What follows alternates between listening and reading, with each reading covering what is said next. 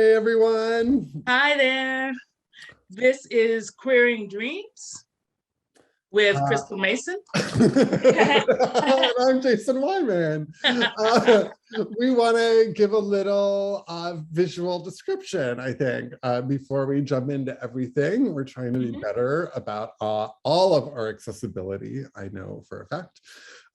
So my visual description is I am a white, male, perceived, anti-binary queer here with brown hair, long brown hair, pinned back into a ponytail with a big brown bushy beard, wearing a black t-shirt with some of my art on it, set against a backdrop of a bookshelf with lots of books and a bunch of records.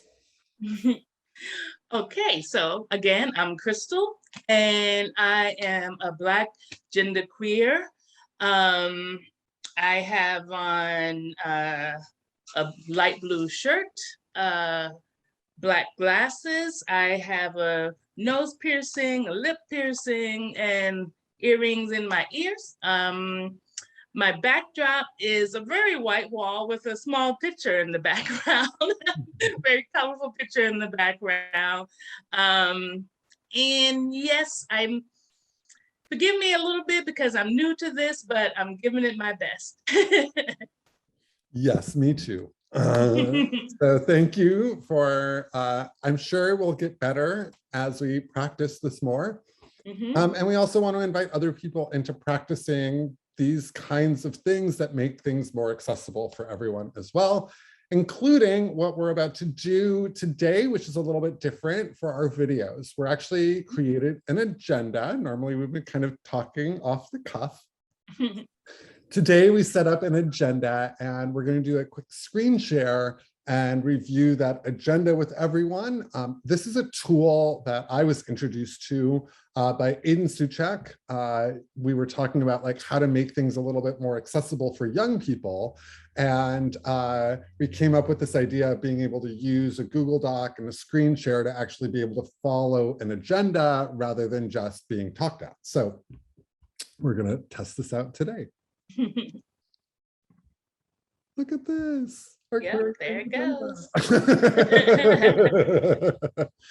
This is what we're going to be chatting about today. So we did our intro. What's up next, Crystal? Okay, so next we're going to do a little bit of an agenda review, starting with if you are seeing this for the first time, you can find us and other videos on our YouTube channel, Queering Dreams. All the episodes and the future episodes will be there. You could also find snippets of our conversations on our Facebook page, Queering Dreams. You can also find resources, links, short videos, memes, and more. And we also have an Instagram account called Queering Dreams. And you can also find memes and short snippets there. So how are you doing, Crystal? What's been up between the last episode and this one? I am doing well. You know, for quite a while, I was a little thrown down by a pretty bad cold that, of course, I suspected was COVID, but was not, fortunately for me. But it did take a lot of energy away.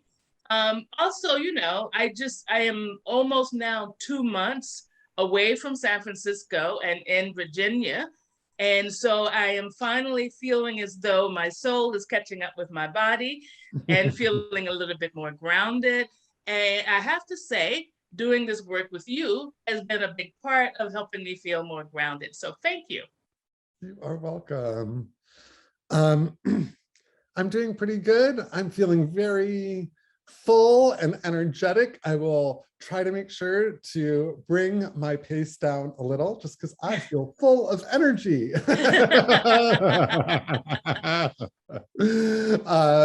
I will try to bring it in so that as we're chatting about some crucial things today, it can be a little bit more understood rather than blah, blah, blah, blah, blah, blah, blah, blah. But that's also because all of my synapses are firing in large part because again, thanks to you, I'm actually dreaming a lot, and I'm having a lot of lucid dreaming, not necessarily dreaming at night, but being able to sit early in the morning and really imagine different things. And really, it's provided a lot of guidance for me in how to actually keep my head down. And and keep my head focused on, I think, what feels really crucial and important to me, which is building relationships with people that I want to be building relationships with.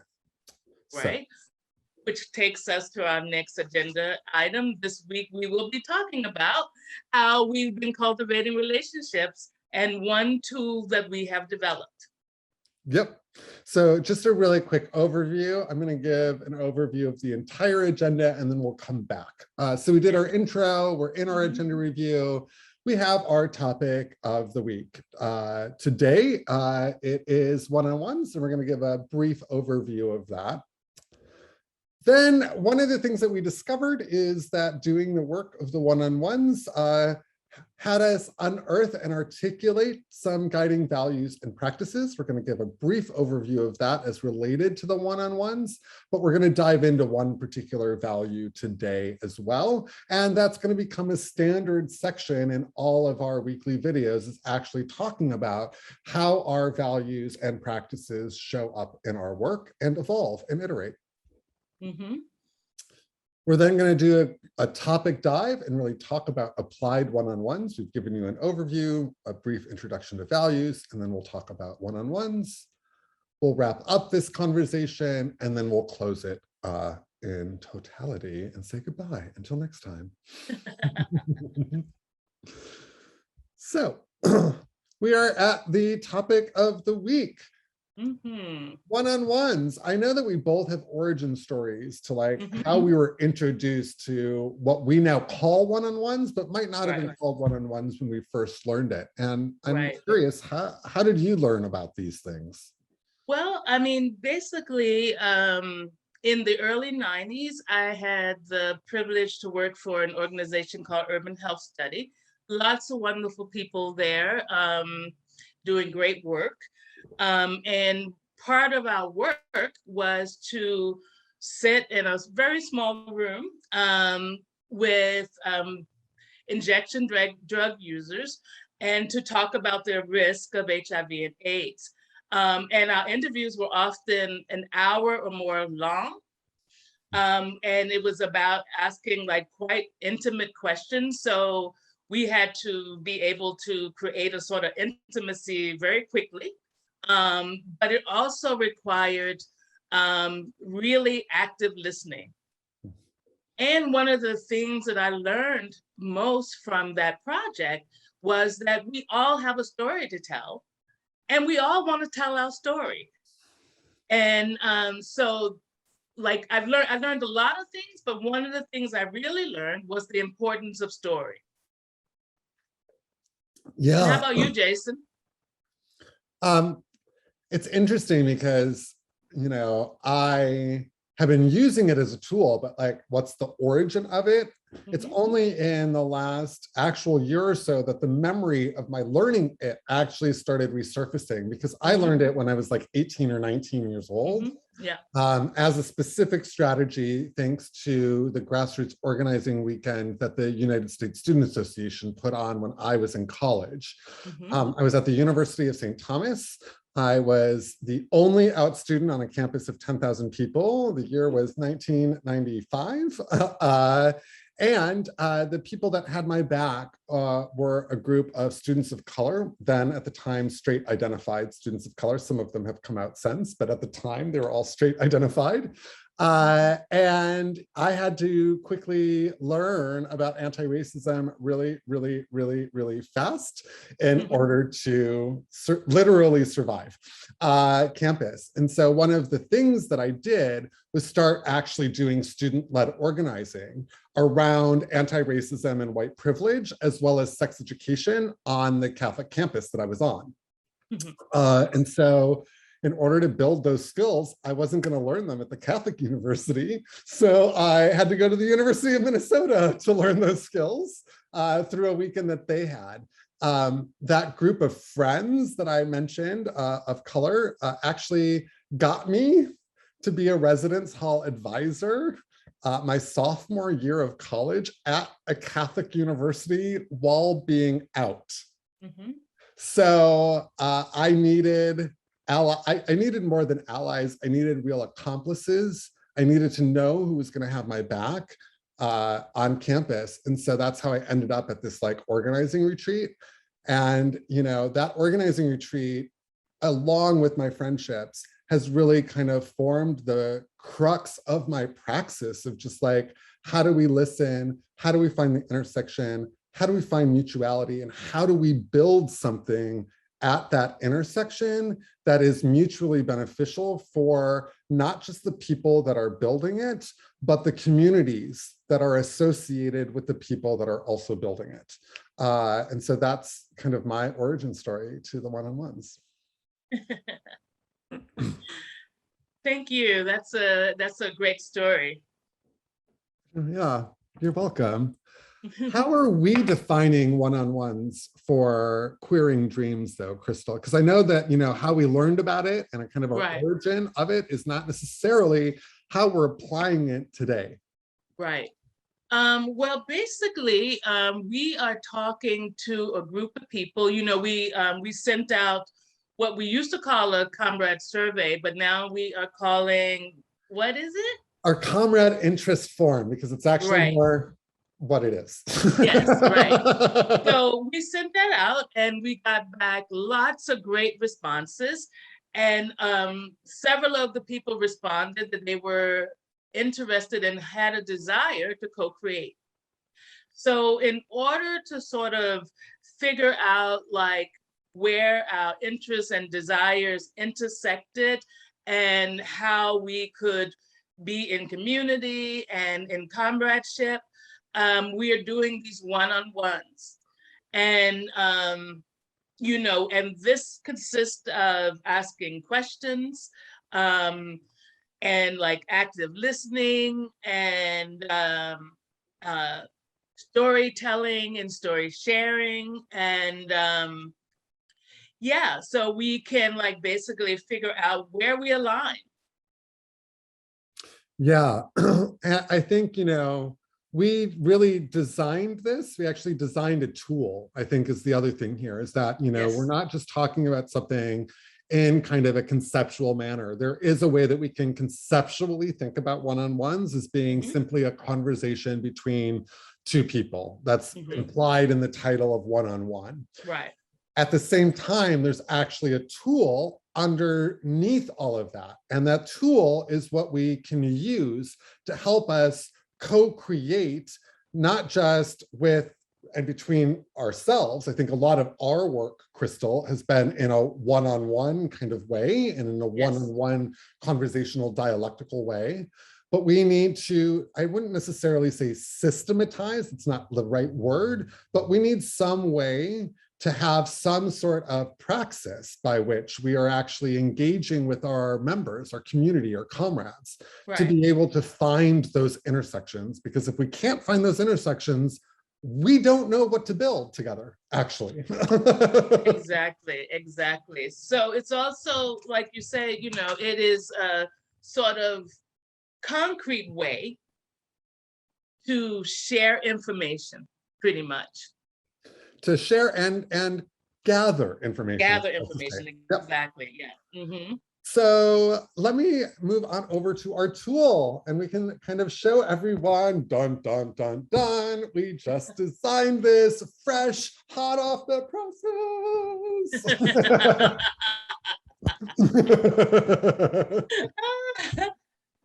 This is our Queering Dreams one-on-one protocols.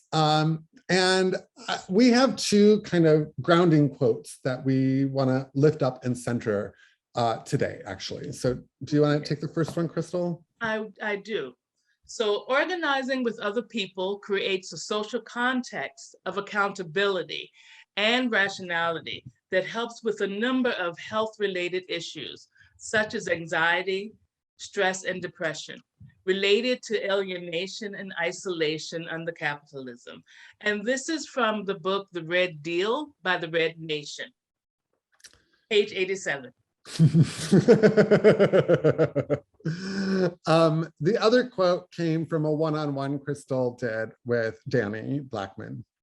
I find that grassroots organizing has really been one of the most productive outlets outside of art when they coexist, like so well. But like, it's really been like the best way to transform all of this anger and despair and, sense of hopelessness into something that is hopeful and, connecting. That was just this last week on September 21st. So this is our guiding document. You who are watching this will have access to this. We'll put the link to this in the description, so feel free to look at it. We're also, so you'll have access to all of this, which I'm very excited to be able to share. We'll post this on our Facebook page that the link is easy to be found. We've already gone over a little bit about what our one-on-one description is, so we don't need to go over that. But I do want to highlight and lift up that queering dreams for us, like how are we applying this in the context of queering dreams? Because one-on-ones do need to be applied to something, just like we're talking about applied dreaming. We're not just talking about dreaming just to dream. We were talking about dreaming just to dream and to dream to apply or to make real. So similarly, one-on-ones are to help us make something concrete or material. So they are our way to collectively and consensually define the emerging queering dream praxis. We also dream together and share those dreams with each other. We discover possible opportunities to co-create events, exhibitions, actions, media, art, and more. And articulate next steps, if any, and create a simple and easy follow-up plan. I would say what we're trying to do is also turn dreams into actions. Perfect. So we have our guiding dream. This guiding dream is on our Facebook page and is so beautiful. Crystal, would you mind reading it? It's just so gorgeous. I will read it. We come with open hearts, full of gifts, and a willingness to be in the process of co-creation. We bring with us and make community with those who understand we must do better. We want to walk away with shared dreams and visions of what it can look like to live, to love, and to build something new outside the prerogatives of white supremacy and capitalism. That's the dream. We are moving into action. Yeah. And I also want to say that, in co-creating, we also want to expand that dream. That includes the dreams of all the other people we work with. So we are not static here. I appreciate that. And I think, we can talk about how we are iterative and not static in our conversation about our guiding values and practices. To give a little framing here for all of you who are viewing, I think Crystal and I have made some discoveries over the last couple of weeks or so that really praxis for us is kind of the marriage of our dreams, our values, and our practices all kind of rolled up into one. And that our values, as we were developing this particular tool, both individually and in conversation with one another, we realized that we couldn't just theoretically talk about our values, but that we actually needed to talk about the practice of our values and how crucial that is to all that we are doing here at Queering Dreams. And so we kind of decided this is going to become a weekly section of our talks, right, Crystal? Yeah, exactly. And also because we want to give people time and space to actually think about what we're saying and not like just pile on one thing after the other. So today we have some articulated values that actually came up as we made the one-on-one protocols. And these are what we've identified as some of our core values for this process or this tool. Right. There are other values and practices that might be applied to other tools that we create in the future, including a tool we'll be sharing with you next week. More on that later. Gotta put in the teaser. But today we really want to hone in on one of our core values, and that is a value of consent, that we value consent. And I'm going to stop the screen share here for a little bit, and we'll come back to it when we try to articulate a little bit more after a conversation between Crystal and I. But I feel like you should see our faces a little bit more clearly as we are actually talking about consent. So why do we value consent so freaking much?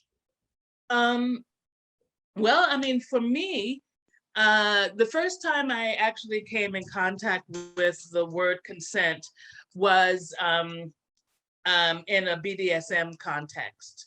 And for a long time for me, that seemed to be sort of where my ideas and thoughts about consent stayed, right? But as time went on, I started to realize that consent was a much bigger need and a much bigger idea outside of any one context. That basically consent was about living and being in community and how we are in community with others, and how we create space for personal autonomy while we work together. So for me, it just has become alive in me that we need consent in everything we do. And again, like I said, especially in trying to work in community, and to develop community and to grow community. And then it makes sense to me that if we're practicing consent in all we do, then when it comes to sexual activities and things of this sort, it's not like something that we have to pull out of this box over here, because it's in us. It's in everything we do. It's a part of everything we do. So it's not some special thing we do at this special point in our lives. How about you, Jason? What are you thinking about that? I agree with everything that you said. Surprise. For me,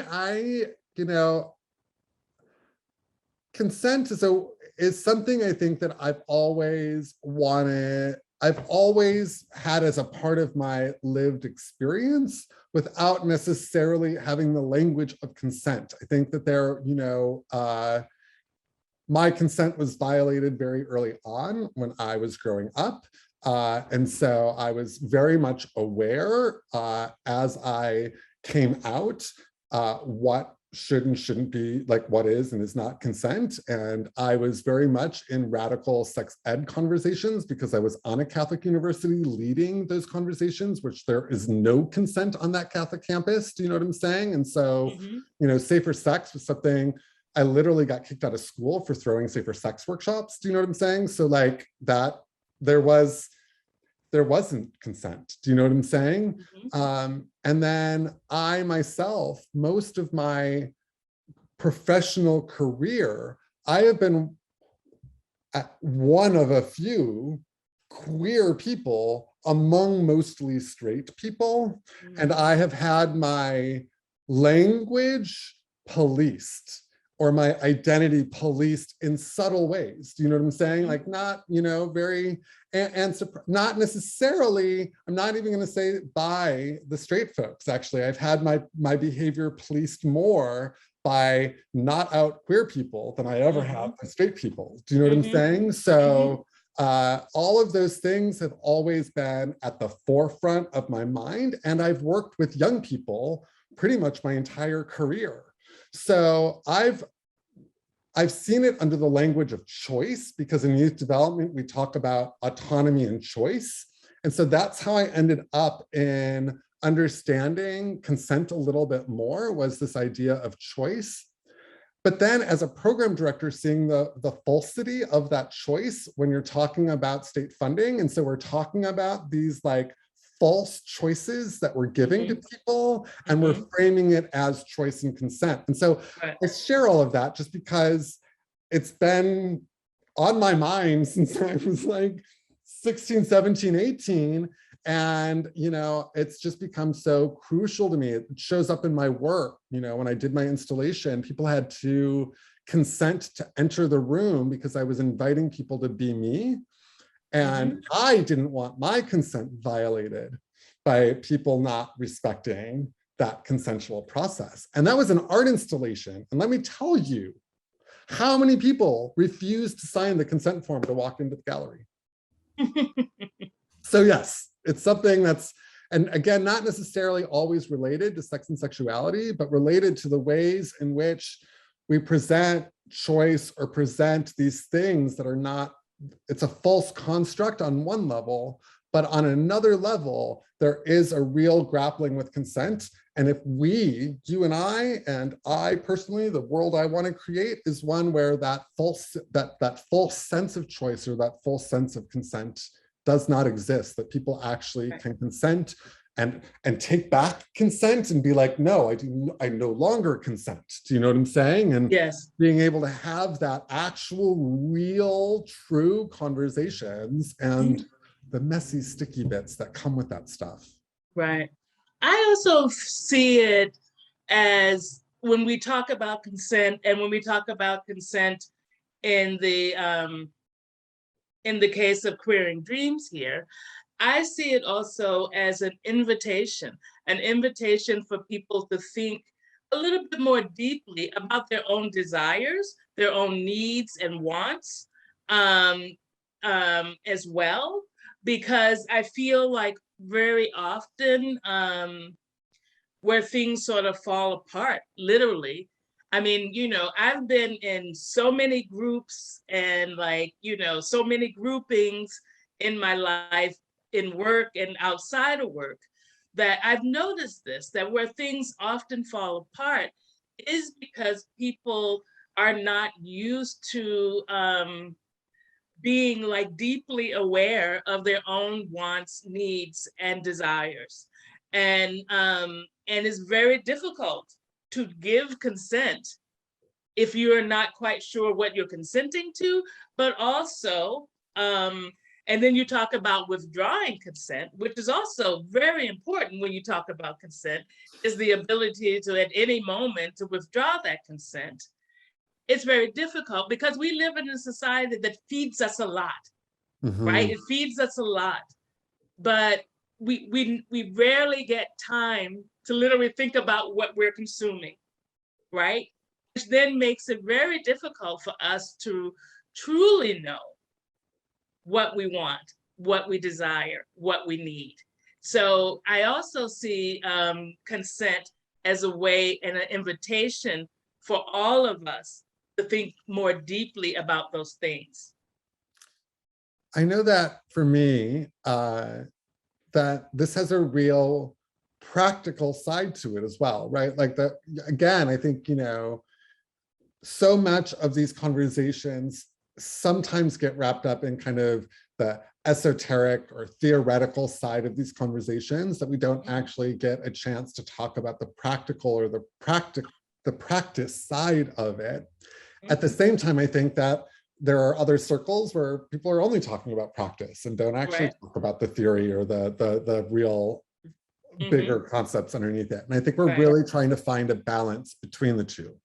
So I would like to bring up the document again, now that we've had a little deeper conversation about consent, and actually take a look at how is it that we constructed the language for both the value of consent and then underneath that, how we are articulating the practice of consent as related to the one-on-one, because it actually, there's very specific and intentional things that we've done in the tool to actually practice consent. So let's bring that back up.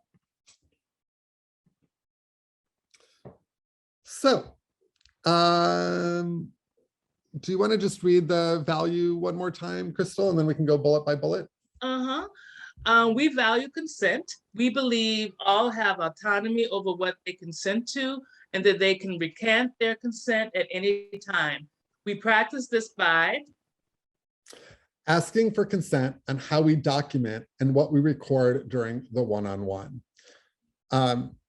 Let's talk about this one real quick, and then we'll move on to the next. So one of the things I know that you and I talked about, Crystal, is that within these one-on-ones, we do want to document and record them. And we want to document and record them for a couple of purposes. One is that we just want to be able to be present in the conversation, and recording allows us to be more present in a conversation than having to take detailed notes. So that's like one reason we want to record it, is it's a great note-taking tool, and we can get a transcript of it. So yay, recording. The second piece is we believe, not just we believe, we know that the process of one-on-ones often reveals deep truths, and that people, especially the artist comrades that we're talking with, will say really incredibly brilliant things in their one-on-ones. And so often those moments are actually not documented, recorded, especially for people that don't have an experience of having their voice actually be valued. They don't realize that what they're saying is of value and should be valued. And I know I value everything that everyone shares with me in that one-on-one, and I want to be able to, again, if there is consent, share the gems of that wisdom with other people. I know that that's a driving desire under it for me. And so that to me felt like a really crucial point to be like, well, how are we doing consent in this particular way if we really truly believe that there are gems and we want to record?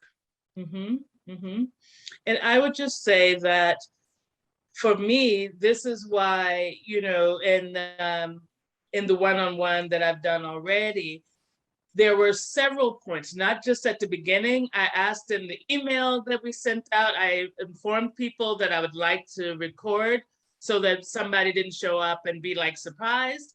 I asked in the email if they consented to me recording. And then I asked several times during the recording, because in these moments when people are talking sometimes about emotional things, people forget that they can just say, I don't want to record. So for me, also part of consent seeking is to seek consent at several points, not just at the beginning. Agreed. And in fact, what you'll notice later on is when we get to our process, we actually articulate where we're seeking consent and how we're seeking consent around recording and documentation. One of our, do you want to read the next practice? Okay, so our next practice is that we collectively set our agenda. We do go into the one-on-ones with some ideas of some prompts, some possibilities, but because the whole process is co-creative, we also leave space again for the wants, needs, and desires of the person we're in conversation with. So this is what for me, this is what collectively setting our agenda looks like. I would agree. And I think it's another opportunity to really truly practice consent and to show how much we value it. You know, so often, especially when working with consultants or, you know, when coming in on a project, you know, other people set that agenda and then you are expected to adhere to that agenda. And I think, you know, some people, in my experience of one-on-ones, have a difficult time with collectively setting agendas because they actually are desiring a certain amount of structure. And we're kind of coming in and we are subverting that structure by saying, now is an opportunity for us to practice consensual-based co-creation right now, actually. We can actually practice it in this moment in time. And it starts priming people for, I think, our dream really of building something new outside of the prerogatives of white supremacy and capitalism. Exactly. You want to read the next one? Sure. Reading body language and confirming consent when a difficult subject matter or topic is raised regarding our documentation and recording. This one, I think, kind of speaks for itself, as well as builds on what Crystal mentioned earlier, in that, you know, often we're asking deeply personal questions in a one-on-one, or we're asking questions that are open enough that cause discomfort. You know, the question itself might not actually be uncomfortable, but the openness of the question might be a little uncomfortable. And as a result of that, someone might share something that is unexpected, actually, and that they themselves did not expect to disclose during a conversation because they weren't expecting to go in that direction. And I think it is really crucial that when that happens, we honor what's being said and we don't take people out of the moment, but that we do double check that what was shared can actually be shared and kept. Otherwise, we should delete that stuff because that just is not, that's not consensual. Right.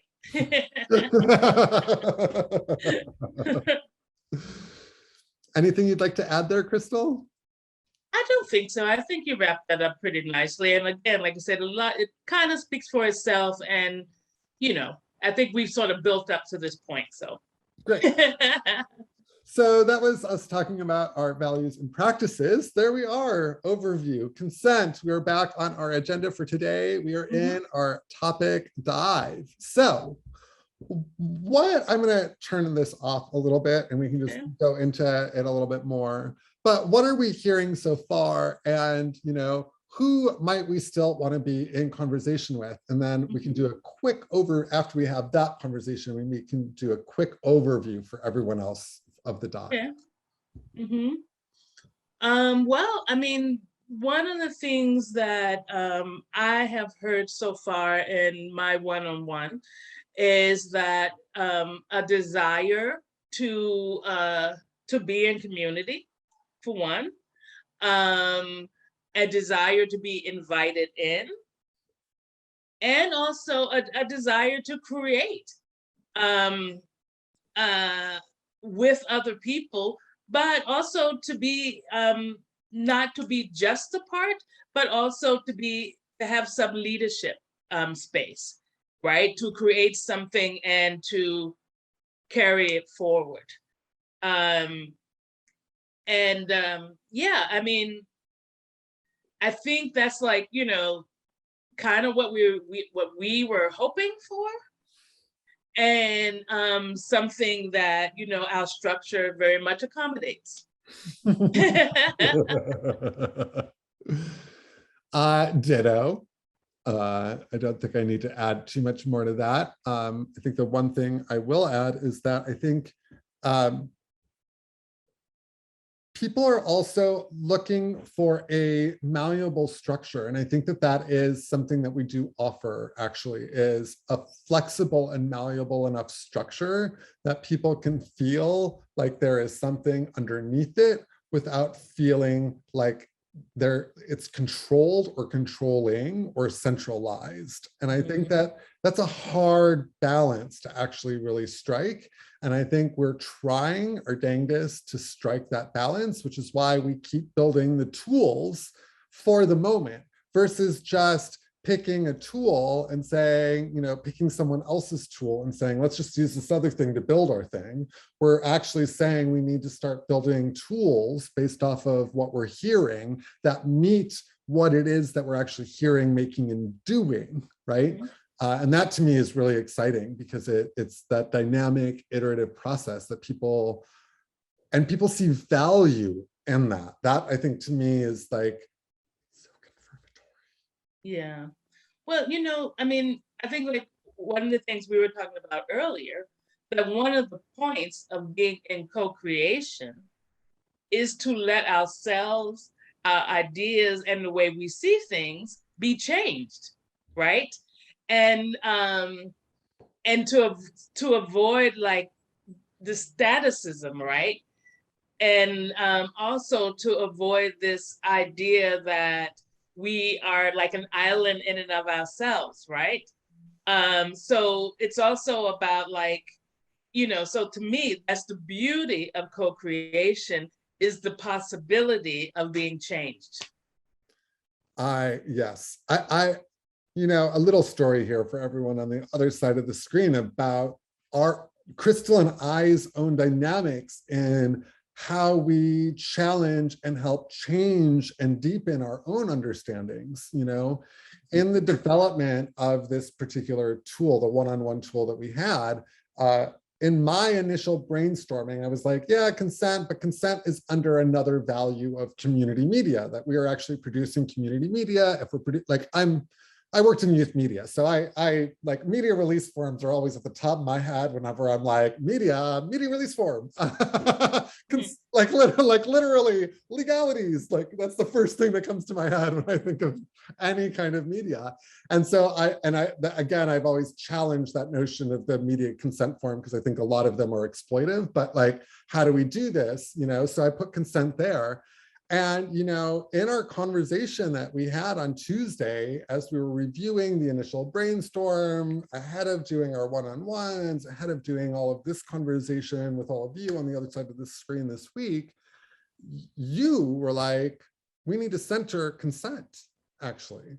And I so appreciated that kind of pushback, and it wasn't like a pushback, it was just a deepening of our conversation and being able to look at something and be like, maybe we can move some things around. And in that process, you know, bringing consent all the way front and center, and then being able to use that as a way to articulate probably, I think, one of our essential core values that I don't know that I hadn't thought of consent as like the core, one of the core values of Queering Dreams until literally today. You all on the other side are witnessing a revelation. There you go. What was that process like for you, Crystal?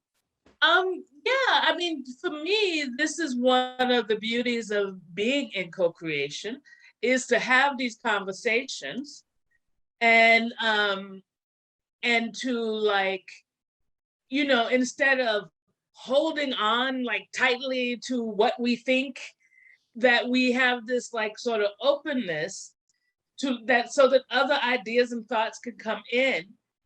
And it's like this whole process of, you know, you talk to other people and you get other ideas that change your ideas, you know? You know what I mean? Yeah. And this is not about winning someone over, right? In some argument or something. It's more simply about like allowing ourselves and each other to expand, right?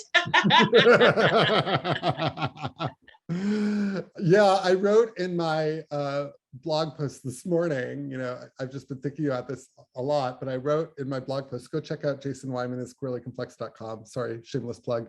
But in my post this morning, I actually wrote, you know, I feel really full, right? And I'm at a point where I actually feel like I'm becoming more full. And previously the metaphor is always, well, your cup overfloweth, right? Like that's kind of the way that we think about it, that like your cup is finite and therefore it can only hold so much liquid, right? Right.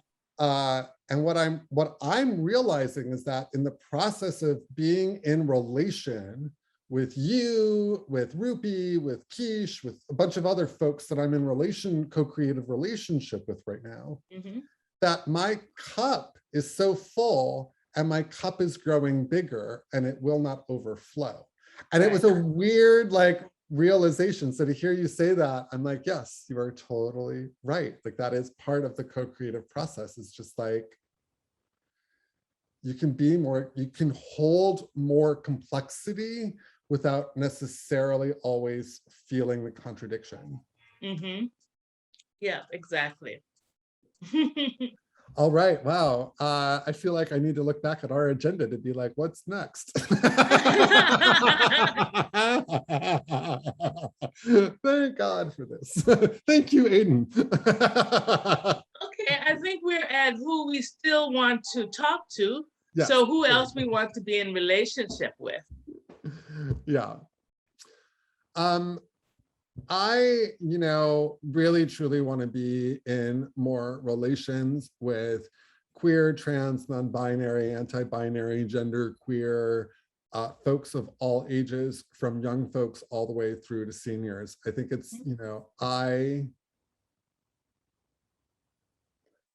I personally, I have a community of queer and trans folks, but I've never really made something for a queer and trans community, if that makes, like, my communities have been very diverse.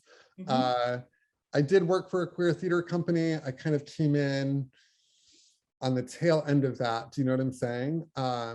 But for the most part, my stuff has been like general community neighbors or youth media.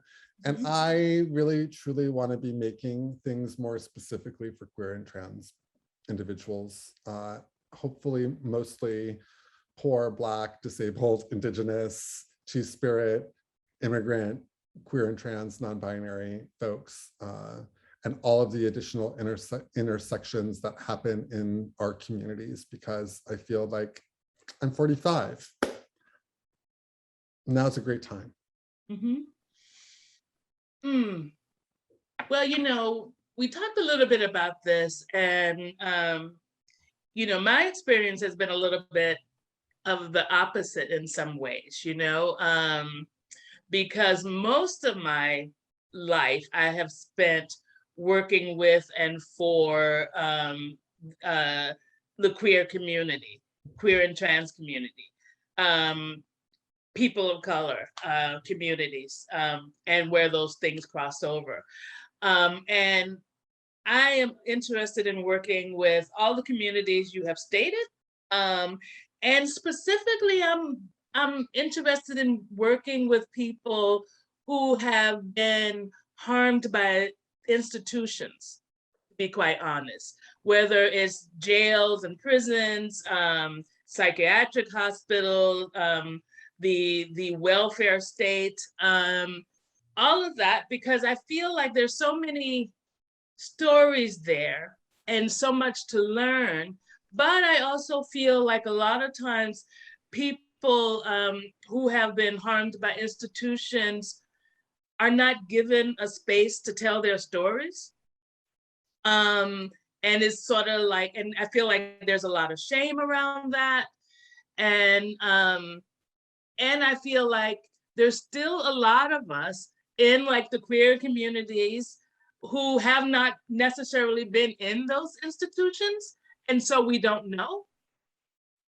And so, yes, so for me, I have an interest in that. But to be quite honest, I'm also like more interested in, not more interested, but I'm also interested in working with the type of people I grew up with. This is one of the reasons I came back to Richmond.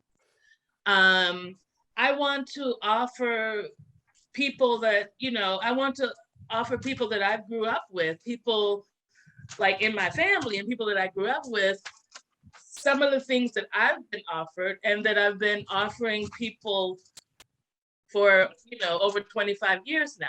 And so that is one of the things actually that has brought me home. So now I'm trying to figure out how to bring those worlds also together in some ways. Yeah, I would say ditto to all of that. I think, yes, just yes. I'm just gonna say yes.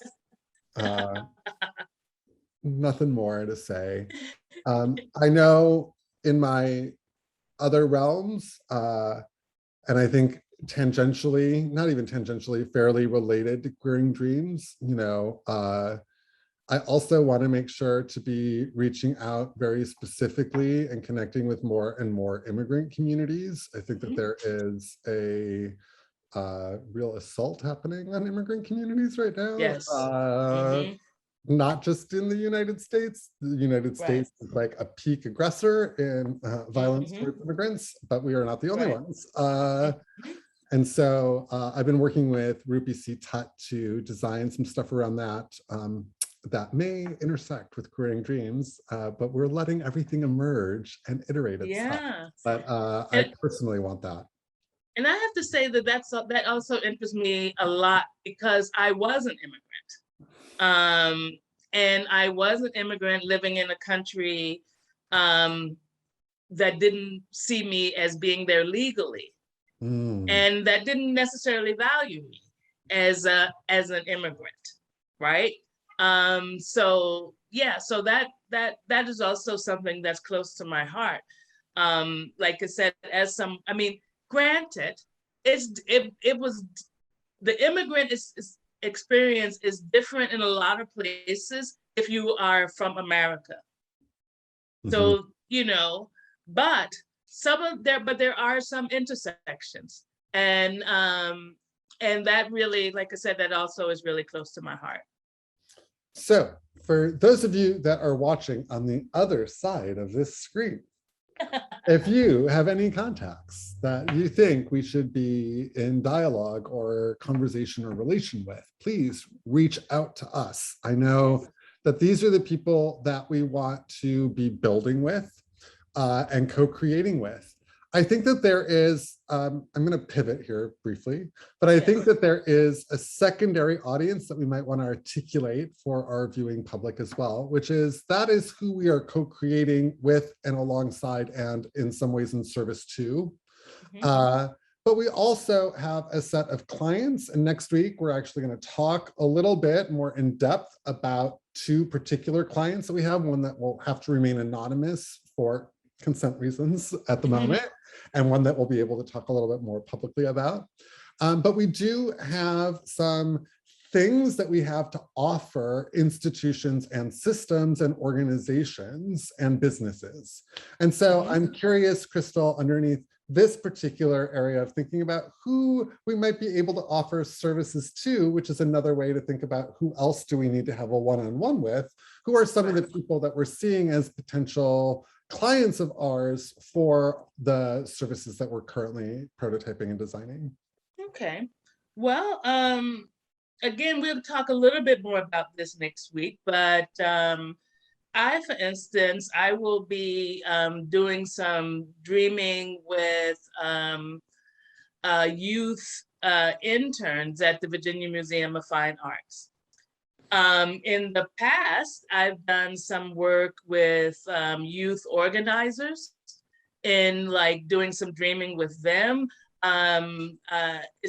This happened right around the election. They were like going out, like doing their last push. And the organizer thought it might be good if I came in and helped them, like, with some dreaming, right? I've also done some work with a writers group, for instance, to try to, again, like, imagine their and expand their practice. But I think where we also can be really helpful is helping organizations of all types, arts organizations specifically, because, we both have so much experience in the arts. I've been like an arts administrator for almost 25 years. So, so I think we would be like very helpful with arts organizations with their strategic planning, helping organizations sort of like, for lack of a better word, to walk the walk, because there's a lot of arts organizations these days who have committed to being anti-racist and to stop being anti-Black and and things of this sort, but have like sort of stumbled. And to be quite honest, I don't think it's because of bad intent. I think it's more because of a lack of imagination, right? And so like any organization, I think, that wants to rethink what they're doing and who they're working with and how they want to work with communities. And most importantly, that wants to look at that through an anti-racist and anti-capitalist lens could benefit from applied dreaming. Ding, ding, ding. Thank you. If you know of anyone that fits that description that Crystal just so eloquently stated, please reach out to us. And I think, as Crystal just mentioned, really, we are looking for people that might not necessarily know how to do this, but are actually curious about doing it. I have to be clear, I don't think we work well with people that haven't been primed in some way, shape, or form to be able to dream, which is why we will be launching, hopefully, I don't want to say too much yet, but we'll be launching a couple of workshops before the end of the year. Crystal and I will actually be launching some workshops before the end of the year to help with some of that priming process, because we know that this concept of dreaming or applied dreaming can feel kind of new agey. You know, it can feel a little woo-woo-y, and people are like, but how does it help? We know that it helps because it's helped, and we have documented proof time and again through multiple organizations and projects over the last 5 years, of which we've actually made some real significant headway. And yet at the same time, I know that when people hear it, they're like, what do you mean queering dreams? Right. Do you know what I'm saying? So a little bit of priming, and people that are open, I would also say, to a back and forth and aren't necessarily going to be stuck in their own way. And I would just add also, and people in organizations that truly want to change. Yes. We are not about being a cover for an organization so that they can say that they've done something. So I mean, you know, making money is like good and is a desired outcome because we also have to live. But honestly, I have no interest in coming in as a cover. Bingo. Bingo. Oh, great. So we are getting close to our wrap up. Before we hit our wrap up, I'm going to do a very fast overview of the rest of our one-on-one document for everyone else on the other side of the screen. So again, we mentioned some of the people that we want to be in relation with. So if you know of anyone at all that fits any of those descriptors, and those are very broad descriptors that we just shared. So know of anyone, send them our way, send them our, you know, comrade interest form, but we also can do a one-on-one with them actually. And so to give you a little sense of how do we do this one-on-one, what is the actual thing that we're doing here? So we have our guiding values and practices. Oh wait, I'm on the wrong document. Look at that. Oh, I am on the right one. Our guiding values and practices. Look at that. So consent, conversation, applied dreaming, community media. We'll talk more about those in the future. Really, this is our process. And the first step really is just figuring out with whom we are going to chat. We stated some of that intention with all of you. We're also following up with our co-creators. What's the next step, Crystal? The next step is that we schedule the one-on-ones. So once we identify with who we were chatting, we just, you know, try to come up with a schedule that works for both of us and all of us. And we, you know, we are gentle with ourselves and we are gentle with the people we are trying to do these one-on-ones with, because we realize that people are very busy, but also we realize we're in the middle of a goddamn pandemic, you know, and we like, you know, and we want to like give space for that. The next one really is hosting the one-on-one. As we mentioned, you know, consent is a big part of this. And in addition to consent, consent includes helping set the agenda. So we have a meta flow for that agenda outlined here, but we also have some possible things to talk about. And those possible things to talk about are what shape our agenda. And so we share the possible things to talk about, or some prompts during our one-on-one with the other person we're chatting with, and we craft that agenda together. Okay. And then step 3 is follow up. So once the one-on-one is over, we try to do like a follow up with the artist comrade and log the one-on-one within our Queering Dreams archives. So we basically try to capture the information that is shared with us, not only by recording it, but also like putting it in its proper place, right? And so part of that is we upload the recording and we create a transcript. And then we have it in the Google Drive. And then we gotta do like follow-up emails, basically talking about the next steps that we identified during the one-on-one, with also links to the recordings and the transcripts.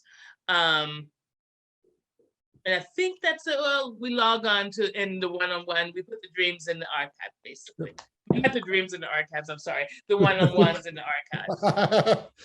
Yeah, so that is the actual process we use to do all of this. So you can kind of see what we're doing and that we can be transparent with all of you on the other side. So this gives you a little more reassurance as to what it is that we're actually doing, and we'll be sharing this document with you as well. So if you have more questions, if you really want to know what those prompts are, how we actually are articulating our values, where we're looking for and asking for consent, it's all in our document. We don't need to go over all of those details. So wrap up. Comrade interest form, where can they find it? You can find our Comrade Interest Form on our Facebook page, Queering Dreams. I haven't yet, but I may pin that to the top of our Facebook page so it's easily located. So feel free to go to our Facebook page, again, Queering Dreams. Feel free to share the page with friends and comrades who you think might be interested. And like, yeah, just feel free to share it and to take it at any point. And next week, we are actually going to be doing a little deeper dive into our 2 clients that we have. And we're going to be revealing a little bit more about our process of co-creation, feedback, and iteration. And we're actually going to be designing a tool again for ourselves to be able to do this. And we'll be sharing that tool with you. For now, we're going to be keeping one client a little bit more anonymous. So we're going to talk in generalities. It is an arts organization. And the other one, as Crystal mentioned, is the Virginia Museum of Fine Arts. And we will provide a link to that next week as well. Where can people follow us, Crystal? Okay, let me see. So first on Facebook at Queering Dreams, and on Instagram at Queering Dreams. Also on YouTube at Queering Dreams. So that's all you have to remember is Queering Dreams. Just use that and you can find us anywhere. And then personally, again, I have, my Facebook page is Crystal Mason at Facebook. And then on Instagram, my handle is at hamjob_1. And you can find me on Instagram and Facebook at Queerly Complex. You can also find me on Twitter at Queerly Complex. That's if you want to follow political rantings about local San Francisco politics in any way, shape, or form. Good information, though, Jason. Yes. You always got some good information on your Twitter. And you can find my writing and other videos at jasonwymanisqueerlycomplex.com. And you can find my shop at queerlycomplex.com, www.queerlycomplex.com. Woohoo! We did it. I will also say that I'm also on Twitter, just under Crystal Mason, and there's a bunch of letters. I mean, numbers. I don't really know it, but that's also where you will find my political rantings as well. We're gonna have to get both of our Twitter handles into the description of this particular video so people can find us. Exactly. You had a wonderful closing prompt for us, Crystal, and a little bit about where it came from. Right. Okay. Let me see now if I can find it. Okay. So here it is. Several years ago, I got a book called The Journal of Aesthetics and Protest. And while looking through that book the other day, I saw a protest sign that basically asked the question, what can you share with others to generate well-being? And so think about that. And I'm gonna also like put that question out on our Facebook page and on Instagram. So, you know, if you are interested in thinking about that and replying to that, please, please, please feel free. Because again, you don't have to be like a co-creator to co-create with us, right? So anytime you respond to anything we are doing, like on Facebook, Instagram, and all that stuff, anytime you are generous enough to share your ideas and thoughts with us, I say consider yourself a co-creator. And that right there is a commercial, ladies and gentlemen, and queerdos. That I will be sure to cut production. So the question one more time, Crystal. Okay, the question again is, what can you share with others to generate well-being?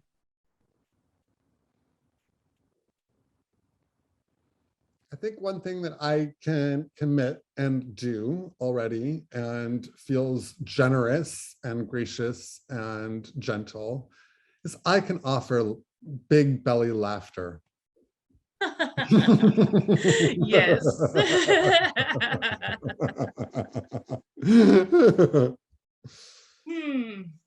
Let me see.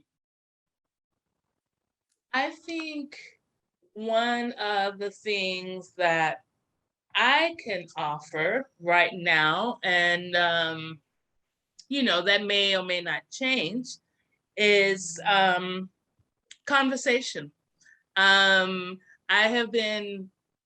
had like time and space of late to actually have really good conversations with people, and I've enjoyed it. And I think that it has helped with my well-being, and I think it has helped with the well-being of the people I've been in conversation with.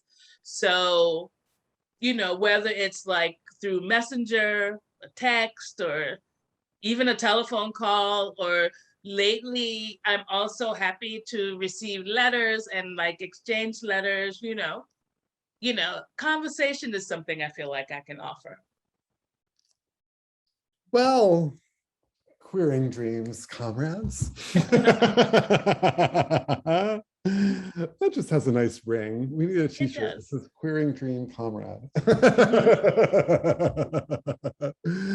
Thank you for tuning in, for subscribing to our YouTube channel and to our Facebook page and our Instagram account, and for being a comrade to your neighbors out in the world, both virtually and physically, because camaraderie can span lots of kinds of territory. Yeah, I agree. And, you know, again, I also want to thank everybody for liking us and following us on our social media. Keep it up and invite others to do the same. And, you know, also thank you everybody who is like doing the best they can in this moment, at this day, and to say, we appreciate you.